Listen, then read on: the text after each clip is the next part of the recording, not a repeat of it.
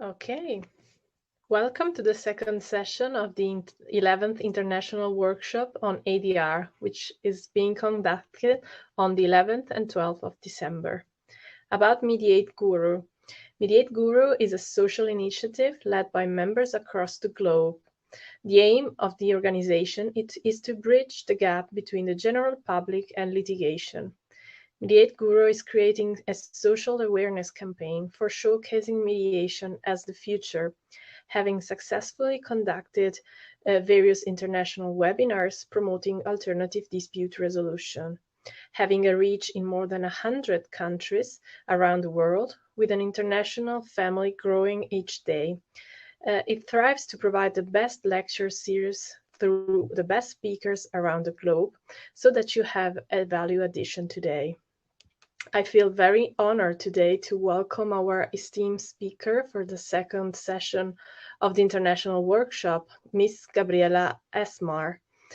Let me introduce you, Gabriela. Gabriela Assmar is a lawyer, mediator, and conflict resolution professional through mixed systemic methodologies. She started her mediation career over 20 years ago in New York after a master course at NYU. Working in New York law firm, she had a chance to shadow GEM's mediations and mediated at a multi-door courthouse. In 2011, she became a fellow at the Weinstein International Foundation. Back to Brazil in 2000, she was a pioneer mediator, trainer, and co-author of the Brazilian mediation law. Since then, she has worked as a mediator in corporate, family, criminal, and communities conflicts with the Rio de Janeiro court system and in private practice. She supervised court-annexed mediations in Rio de Janeiro since 2007, the first mediation in Rio court. In the corporate scenario, she served as general counsel, public affairs director, and ombudsman in different sectors. She's a mediator of the global panel serving the UN Ombuds Office, and currently is ombudsman for Petros, the pension fund of Petrobras Brazilian Mineral Company Group. Thank you so much for joining, madam. Without any further delay, let us begin. I would request the speaker to take this session forward and enlighten us all. You can all ask your questions in the chat box. Thank you. The floor is yours. But it's a pleasure, and we are actually, thanks to the pandemic, living in a much smaller world that connects us much more. So I believe what I bring here today can be interesting because besides everything you said in my bio, I am Brazilian. I live in Brazil. And Brazil, as any other place, has a lot of issues right now. It's going through a very challenging time. But there are some good news. I don't know if you heard of a methodology called constellations, systemic constellations. This methodology, and I know I'm here to talk about mediation, but this methodology, constellation, was developed by a German man called Bert Hellinger. And Bert Hellinger has passed away in 2019. And there are some other, also German people who have developed different methodologies, but within the same scope, within the same logic as he did. And for some reason, these methodologies have developed more in Brazil, even more than in Germany. Brazil is like a melting pot, a country that was colonized by Portuguese, but that received with open arms a lot of nationalities, a lot of nations throughout history. And I am a fruit of these mixed nations that come together in Brazil. And Brazil is the first country in the globe to adopt constellations, which was originally, and I have to emphasize that, originally conceived as a therapy. But I'm not a therapist, and I can use constellation in my work as a mediator in a very effective way. So Brazil has not only introduced constellations in the court system, thanks to mediation, and I will explain that further, but we have also introduced constellation in the public health system. Because, and that is just to show, I'm not going to talk about the public health system, but this is just to show that this methodology can be used as a tool for almost anything we can think of. While there is a decision-making process of any kind, this decision-making process can be deepened and broadened through the use of constellation, because it is a methodology to help us introduce our other intelligences. And this is something that science is already talking about. And actually, constellation has already a scientific explanation. But what it does, and I'm not going to go through the scientific issues here because our time is very short and I have to link it to mediation.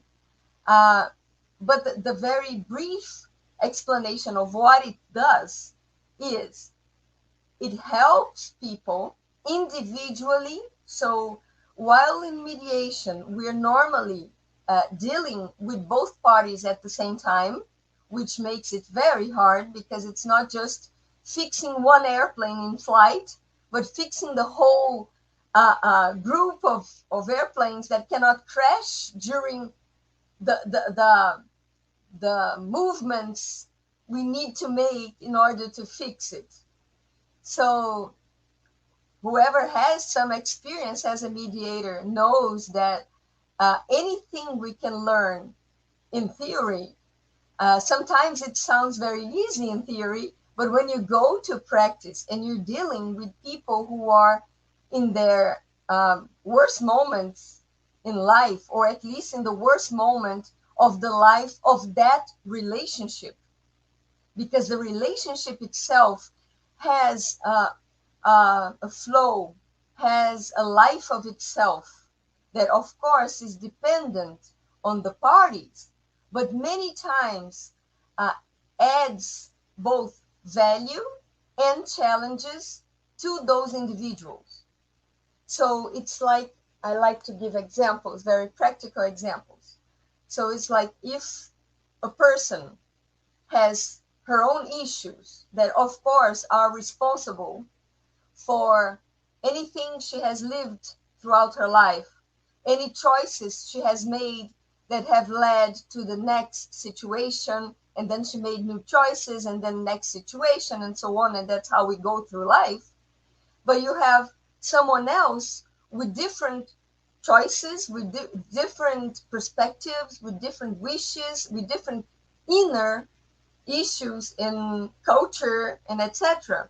So not only they need to find a common place where they can both coexist, and this is the purpose of mediation, but they need to do it at a point when they are seeing completely different things in life.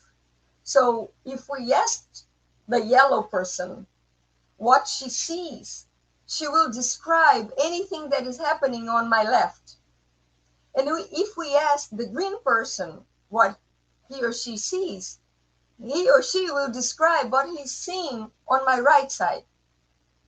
We don't really, many times we don't give enough attention to the points of view from which they are supposed to decide for something that needs to be acceptable to both. So what we normally do in a mediation setting is that we conceive them as being rational people. Rational in, of course, in mediation, we add the feelings. And this is how I felt in love with mediation. My first experience with mediation was in New York, as you said, and I was studying to be an arbitrator in cases that had to do with corporations in different locations, in different countries, different legal systems. So since I was already a lawyer in a positive law country, I wanted to learn about the common law system so that I could help my clients in arbitrations normally bound to the New York law. That's why I went to New York to learn about the common law system in general. And while I was studying the common law system, I read one sentence about mediation. And this sentence was, it is a methodology that helps parties feel that they can coexist with a common ground solution. So finding solutions that all people involved can accept. And when I read that sentence, it changed my life. Because as a lawyer and as someone who wanted to work with arbitration, at that moment, the arbitration law was only 2 years old in Brazil. And it took a while to become effective because there was a lot of questioning about the constitutionality of arbitration, not exactly arbitration, but about the fact that you had to give up your day in court. So it was an option that took you away from the normal basic rights that you have to go to court, and so on. So I was anticipating myself when I went to these studies because I was sure that arbitration was much better than going to court.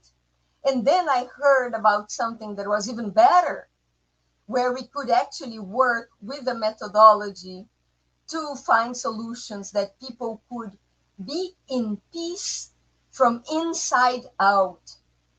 And that's what I loved about mediation, because it's like it broadened the decision-making equation of the parties. It brought into account their feelings, their perceptions, their intangible rights, their intangible human rights to be unique.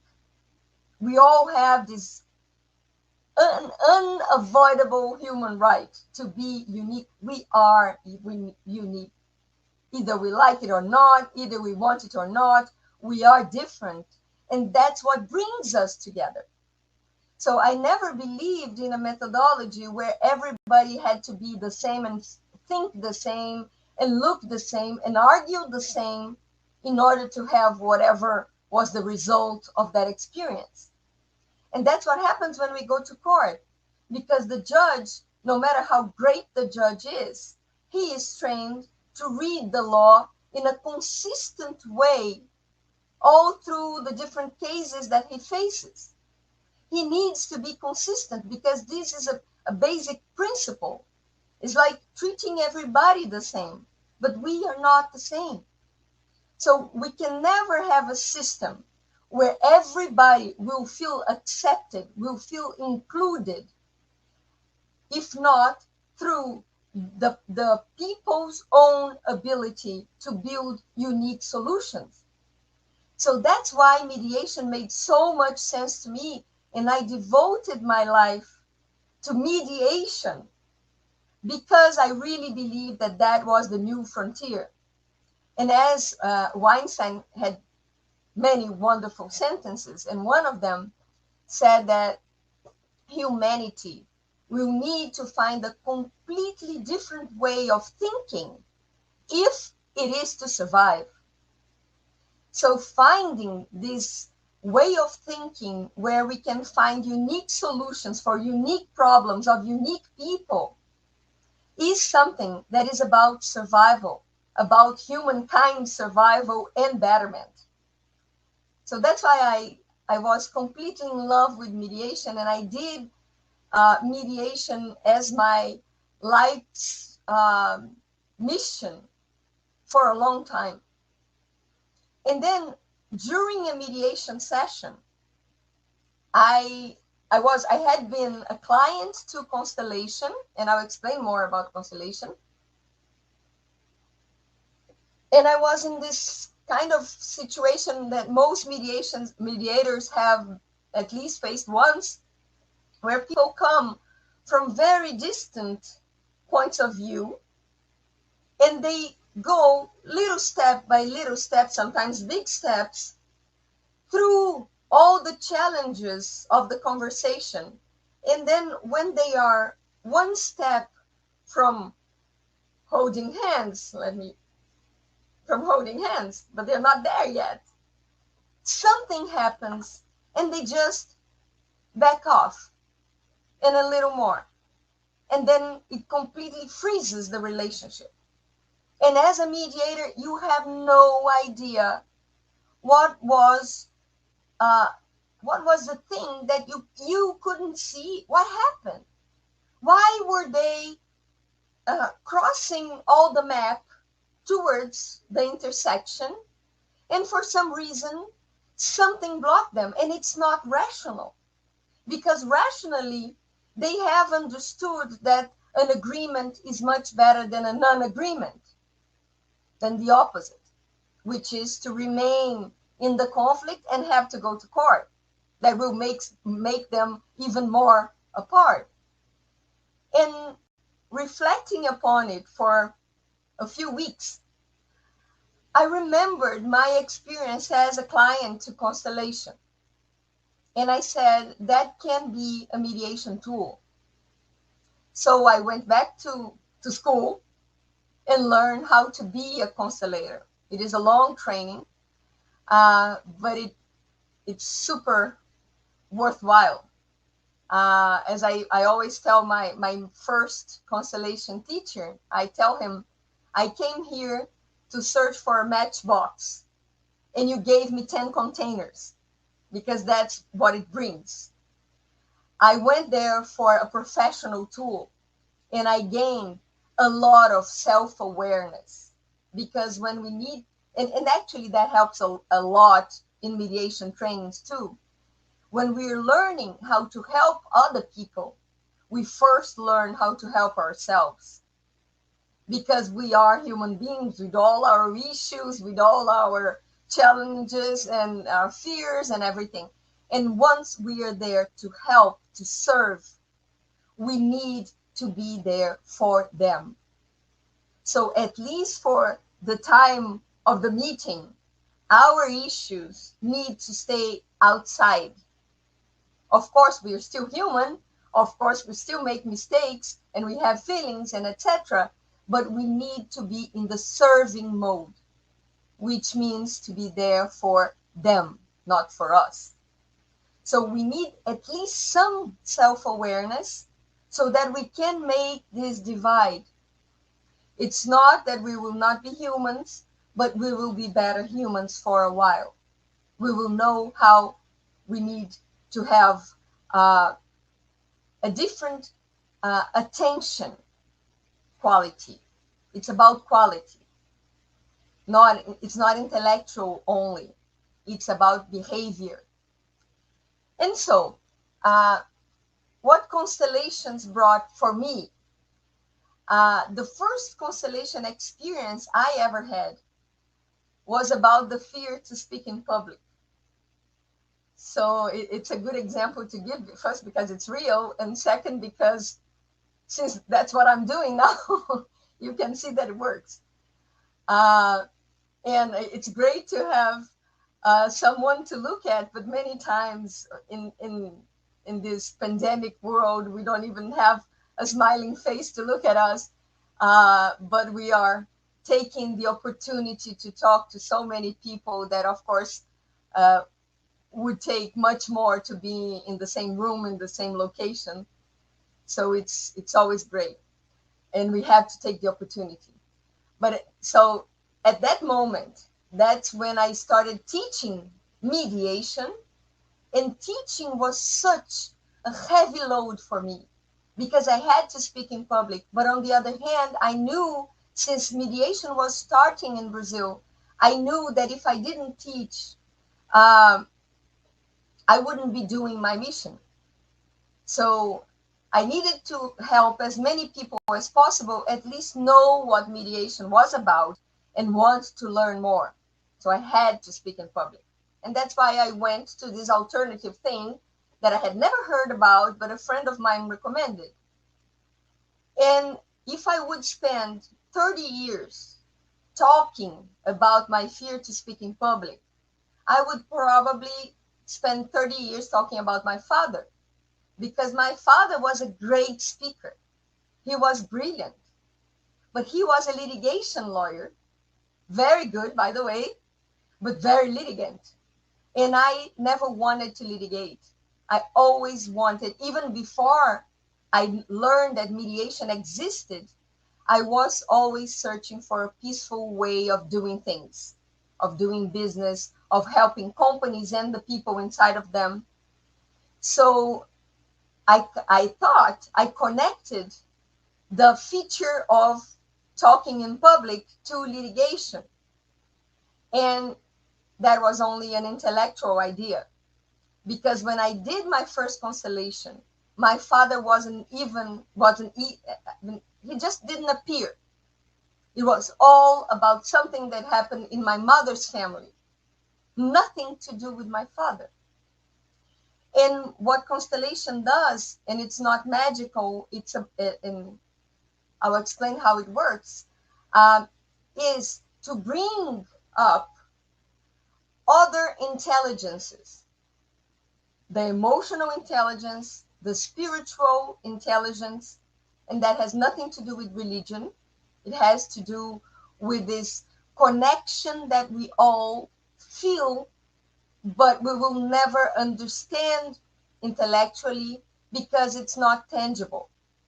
And until not very long ago, science only explained in a rational way what it could see and touch and count. And the spiritual intelligence that is now being studied in many fields, different fields throughout the world, is about an intangible, invisible, but perceivable connection that brings us together, and that brings everybody that belongs in a group together in a certain mode. So the constellation does that. It helps us understand what really triggers some behaviors in us in a completely not intellectual way, completely not conscient way, but real, very real. So once it becomes from unconscient, it becomes conscient, you can then deal with it in a chosen way.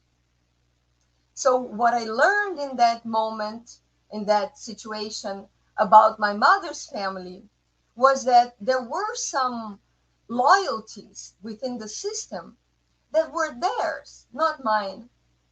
So for example, in my mother's family, I was, actually my father's too, in my whole family, I was the first woman to ever work out of home. I was the first woman to go to university and to have my professional career taken very seriously. So that is such a stretch.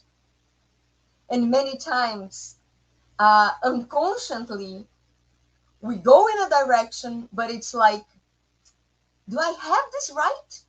Do I have the right to be something that none of my ancestors were, because they couldn't, not because they didn't want to? Why do I have so much more than they had? And what do I do with it in order to still belong? So this was completely unconscious, because my mother was the first person to give me, she was my cheerleader. She was the one to put me to the world and say, you go. I'm happy that you go. I'm happy that you can do what I couldn't. So I get touched, of course, when I remember all of that. I'm so thankful. And that is the beauty of it. Once you realize everything that has happened before you, so that you could be here today doing exactly what you're doing with the opportunities that you have, there are more than they got, but they also got more than their ancestors and so on. Because that's how humanity goes on. that's how we develop, and that's what we're here for. So once we understand the dynamic, we can only be thankful, even to the bad moments, to the hard feelings and everything that constitutes what we are today. So it's kind of it's a freedom feeling. We become free to be the best of ourselves. And this is just one example. There are so many others. I don't want to sound like it's always easy. Many times there are many layers, and we have to do it many times in order to feel some movement. But one day we will talk more about it. What matters here is that once I learn how to use constellation to empower mediation, what happens is that many times I don't even give this name. I don't even name what I'm doing, but I have a much wider toolbox to help parties going through the hardest moments of mediation, when they are about to face what was really traumatic in their relationship, talking about them, or in their individual lives that brought them to a behavior that this one couldn't understand. So what makes this person behave the way she did, that this one can never understand, because she never went through something like she did. And the opposite also happens, because no one on earth that I know is free from traumas, from hard moments, from hard feelings, from things to be overcome and loved. At the end, we are all here to learn how to love, especially those that sound so different than us, that we think, no, he cannot be serious. Because if I am serious and what he's saying is completely the opposite of what I see, he cannot be serious. So before I want to listen to Frederica and to all of you, but I just wanted to say that throughout Brazil is a very, very big country, not as big as India. Brazil is about 17 times smaller than India in terms of population. But one day I was in the United States and with a group of mediators from all over the world. And before me, we were all supposed to talk about the stage of mediation in our countries. And before me, there was this Indian friend of mine who has been working with mediation for a long time in Bangalore. And she said, at that moment was 2015, and this is a number that I clearly remember, but maybe you have a different data, I don't know. But she said, India really needs mediation because it has, at that time, 32 million pending cases in court. And I didn't know if I should laugh or cry, because Brazil is so much smaller in terms of population. It has now about 200 million people now. And at that moment, Brazil had 108 million pending cases for 200 million people. So it's like everybody is in court.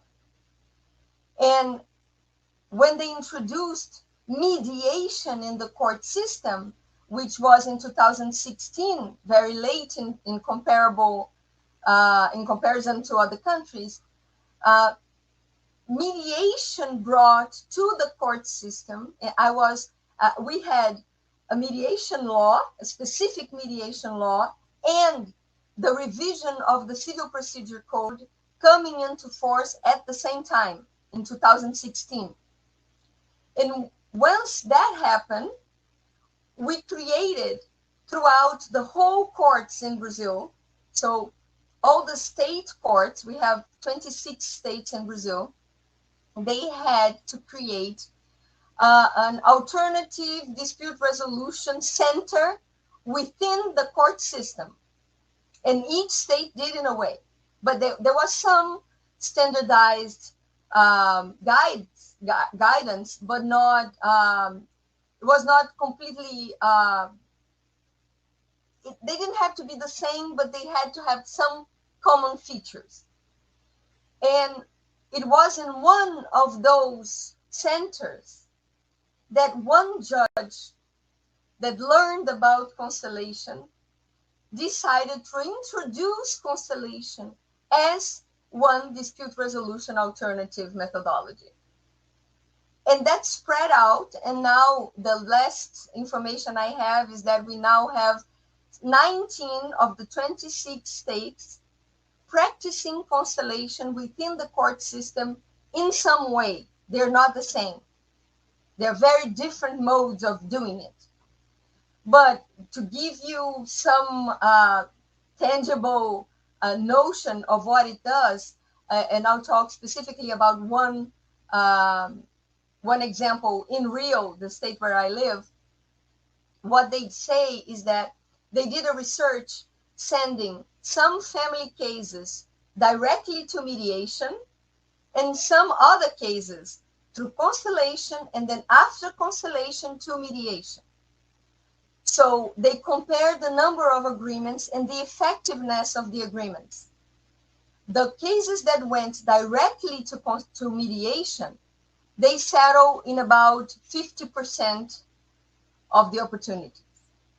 The cases that went through constellation, they settle about 86% of the cases. And not just the number of agreements count, but the fact that these people that went through constellation and then to mediation, they normally do not come back to court. So they settle for good. They settle from inside out. Mediation is also very powerful to do that. But the main difference is that in mediation, we are also going through the mental mind. The dialogue needs to be done even when it is reflective and transforming people in their way to deal with each other and etc. And I really believe that, and I had so many experiences like that only with mediation. But it's still very mental. It's still very similar in terms of decision-making process. And when we go through constellation, we reach the very cause of what caused the problems normally. So that's why I believe it's more effective. And as I said, it's not a universal number that I'm talking about here. It's one project that I know the numbers by heart, and there are so many others, and so little research to this point. But the one thing that I really believe, and I say here very humbly, is that for anybody, listening about it, about constellation, is one thing. I hope you think it makes sense, but if you don't, you're in your rights. But going through it is a completely different game. It's something that it's very based on experience. And I encourage everybody to try. Nowadays, before the pandemic, most constellations were presential, of course, in the same room, everybody. But nowadays it's been done online, and it's absolutely the same. We learned, all the constellators learned how to work online, and most of the people around the world is doing it this way. So it's absolutely accessible. Please, if there are questions or reflections. Thank you, Gabriela, first of all. This is something very new for many of us, I think, and it's been very enlightening. I will see first if we have any questions from the chat. Let me see.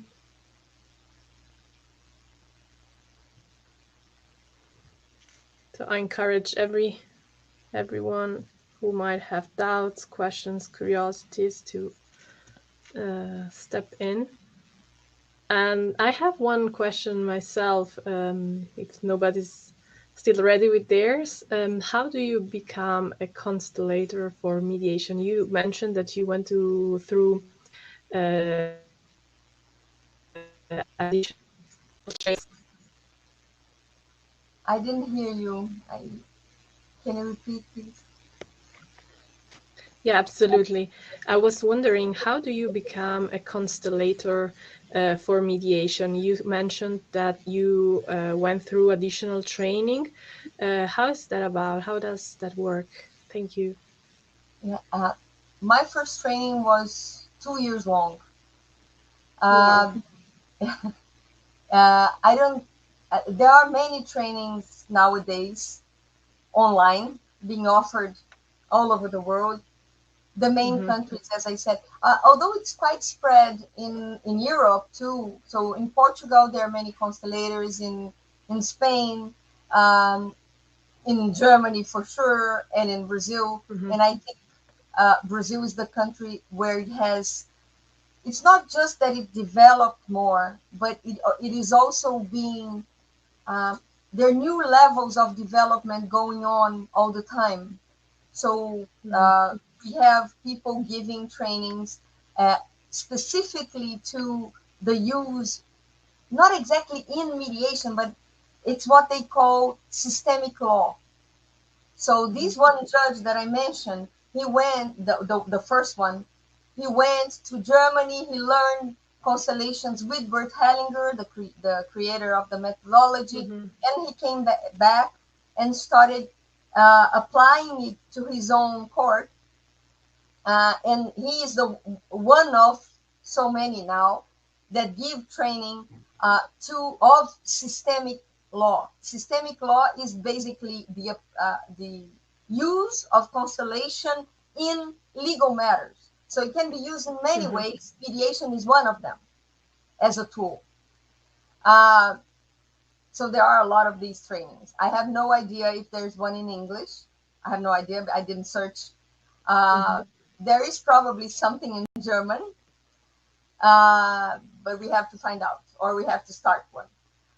But the basic training, I'm sure there is in English. I have a friend in Australia giving an excellent training. I don't know if she does it online, so it's in English and etc. But the first thing that I would like to recommend when you're searching for such a training is that try to really, the professor will probably want to interview each student, but you also need to interview the professor.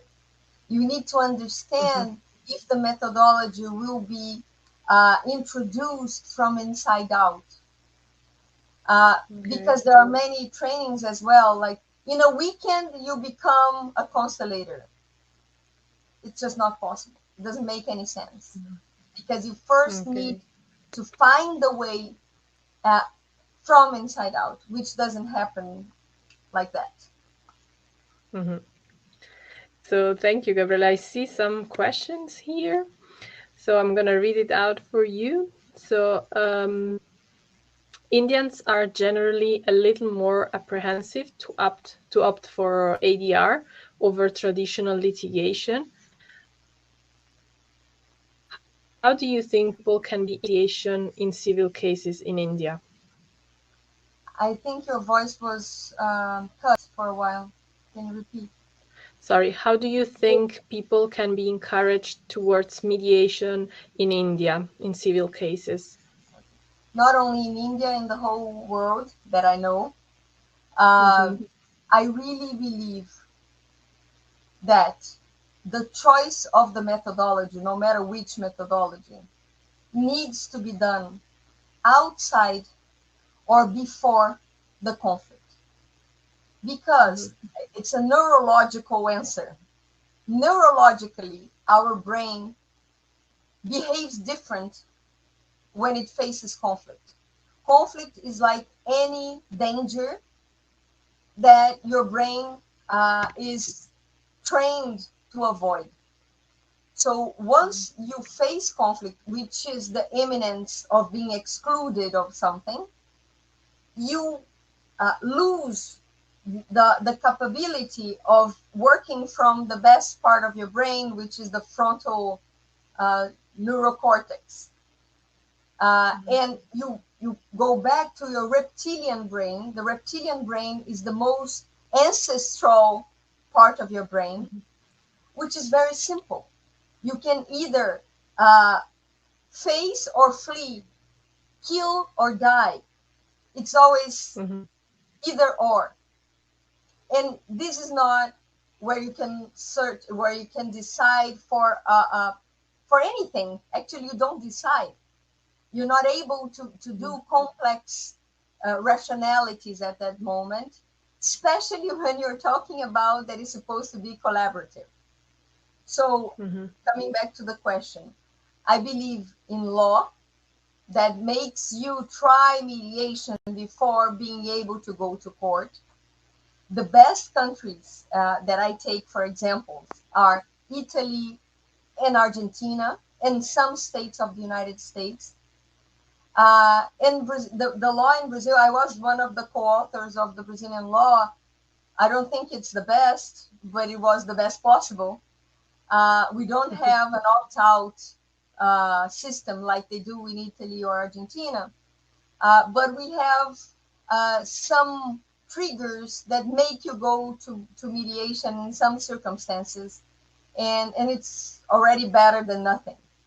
So making people go to mediation is not the opposite of the voluntary principle of mediation, because you can make them go to a first meeting, but you cannot make them stay.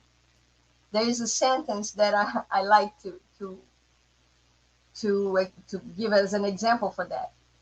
You can take a horse to water, but you cannot make it drink. It's the same thing. You can take people to mediation, but you cannot make them mediate.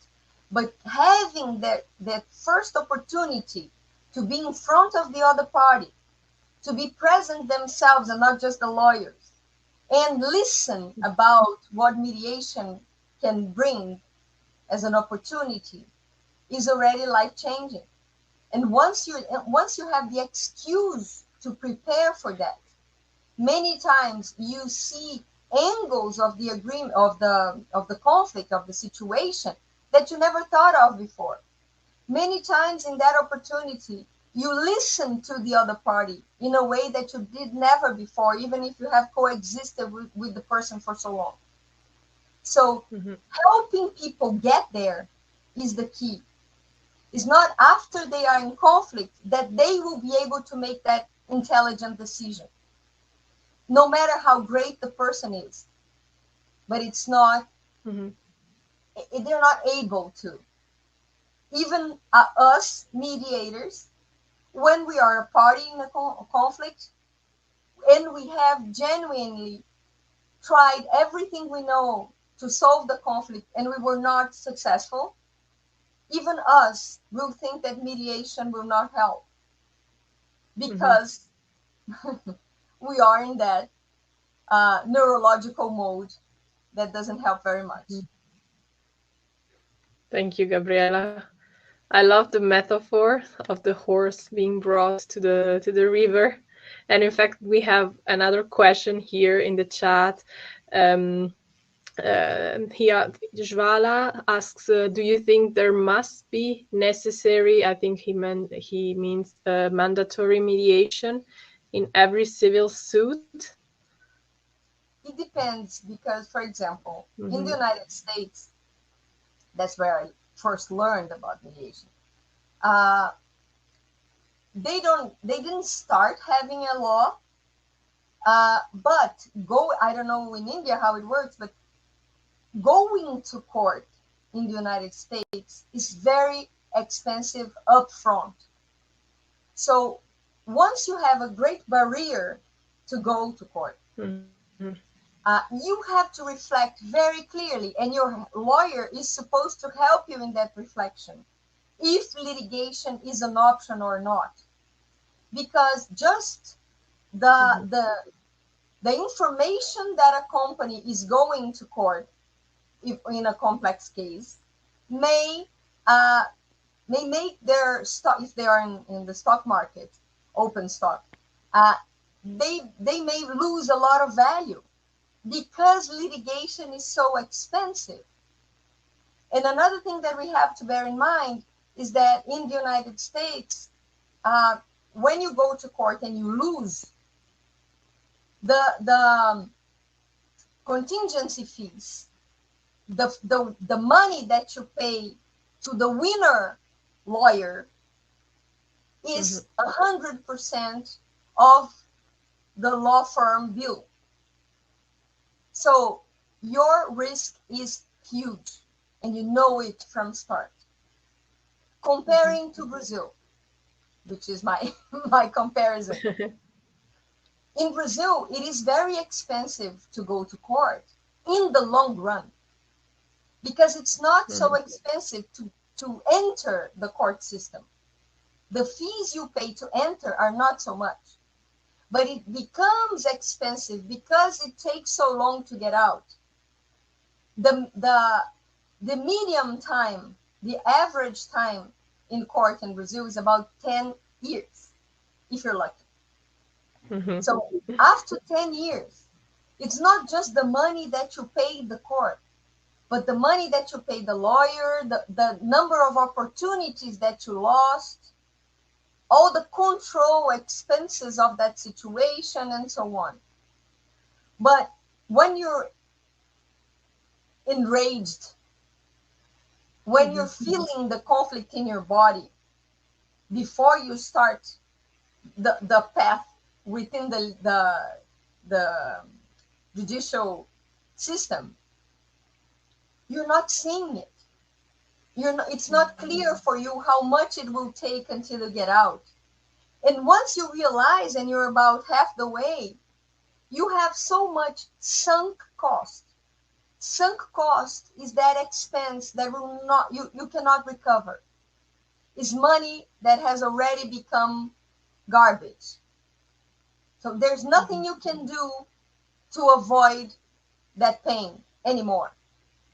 So once you come to your feet and realize how much you have spent, and the other opportunity, and you compare the cost to the other opportunities that you would have, it's already too late. And you're already there, and you say, well, but I spent so much, so let me go a little more, and so on. So in a system like the United States, where the cost of going to court is clear up front, it is more likely that people can make a rational decision not to go to court. But in a system like Brazil, where access to justice was considered free justice, so many people go to court without paying anything. Of course, there is a cost that the whole society pays, but this is spread out, so we don't feel it in our unique body and our unique pocket. And in the United States also, there is this structure built to help people have an opportunity to go to alternative dispute resolution, which also helps. And the last thing that I wanted to mention about it, that in 2011, when I was doing a research project about the elements that build a healthy mediation market, I interviewed many people, including a very prestigious law firm top partner. And I asked him what made him take clients to mediation when it was still a novelty in the United States. He was one of the pioneers taking clients to mediation. And he told me, he said, I didn't take my clients to mediation because I loved mediation or because I wanted them to be able to hold hands at the end or anything. I just did it because I needed to find a solution for my client that was more intelligent than what the other law firm was offering. That's interesting. And I think in Italy we are on the same page. Just like you said, you mentioned in Brazil, you know when you enter, but you have no idea when you will get out of court. So I totally support the view. So we have another question from Mandarun. Would you say that the constellator's duties are exactly similar to the one to a mediator of the mediator? No, it's No. a great question. Mhm. I wanted to compare the neutrality that we learn in mediation to the its peer in constellation. So when we are mediating, we learn in any mediation course that we need to be neutral. Being neutral means not cheering for any side, not making pressure for one or another choice of resolution, uh, and being there. If not, I mean, I don't really believe in neutrality because I think it's a good idea, but it's not possible to humans at all. We are not neutral because we have our own preferences, our own points of view, our own history, and so on. But we learn to use what we know to make questions and not to give answers. Basically, that's what neutrality is in practice, right? And we know that the more we want to help with our own experiences and ideas, the less we do help the parties feel that they were the authors of the solution in the end. And if they don't feel it, the solution is not theirs. And it's only effective when they believe that, when they really understand with their whole intelligences that that solution was the best possible. Maybe not the best that they dreamed of, but the best possible in reality, in complex reality. But the mediators have a goal, which is to find a solution that drives to an agreement that closes the conflict and the legal case if it's in court. So it's clear that we're leading the parties somewhere, and we know where. In constellation, the comparison to neutrality, the name that we use is we have to have zero intention. We facilitate the process of the client to look at whatever comes up with no intention. If the client doesn't understand anything, is not touched, is not connected, we cannot do anything. So what the deliverable of a constellation is a clear map where you are and where you want to go. What is going on between these two places in a comparable way, in a symbolic way. So if I'm yellow now, but I want to be green one day, where is the place of green? Where it's its best place? And of course, what happens between here and here? So constellation will bring you a clear view.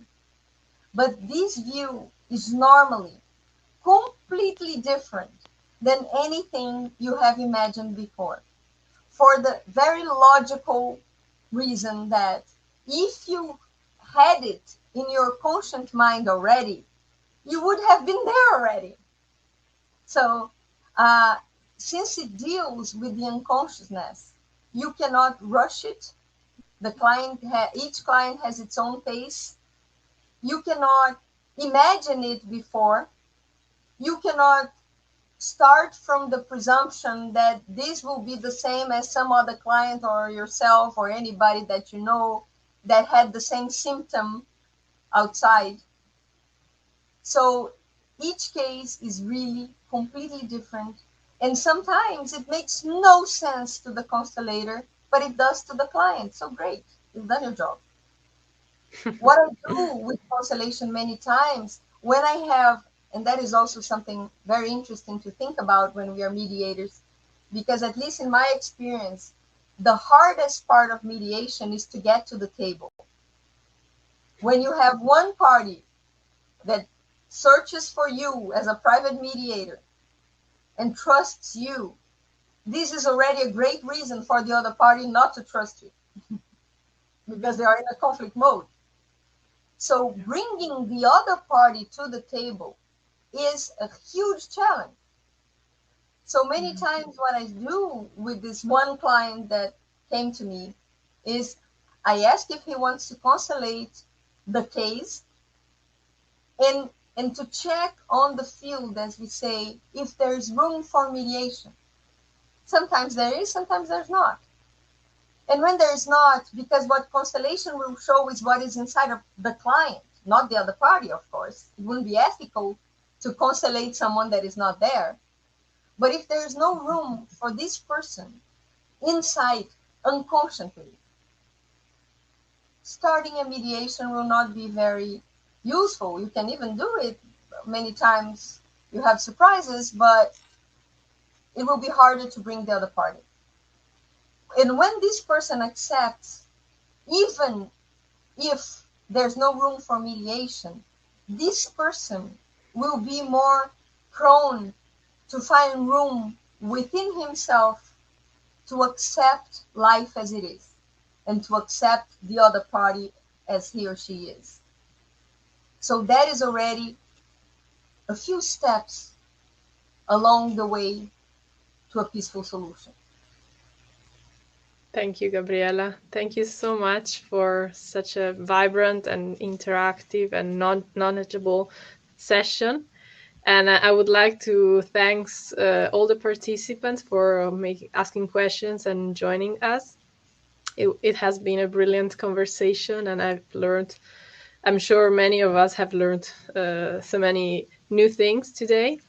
And I would request everyone to please fill up the feedback form before we leave in order to receive your certificates for yesterday's and today's sessions. And thank you everyone for joining us. There are many opportunities, great opportunities by MediateGuru for you guys. So I will just wrap up what we have. MediateGuru has launched the second edition of the virtual international mediation competition for 2022. And this is a unique opportunity for students to learn and practice mediation and negotiation skills through the role-playing of a mediation problem drafted by experienced mediators and practitioners. So registration also for the mediation school batch number 2 are now open. And this course of the school is carefully crafted in order to strengthen a student's grip on the working of mediation and other ADR methods. And this course will follow special curated topics covered by Dr. Ashudiman and other guest lecturers around the globe. So all details are available on MediateGuru's website. And if you don't want to miss any updates from MediateGuru's follow us on our social media. And also join the WhatsApp group that is sent in the chat box. So thank you again, Gabriela, for such an interesting conversation today. And I hope to see you all soon. Thank you. Stay safe. Thank you very much. Bye-bye.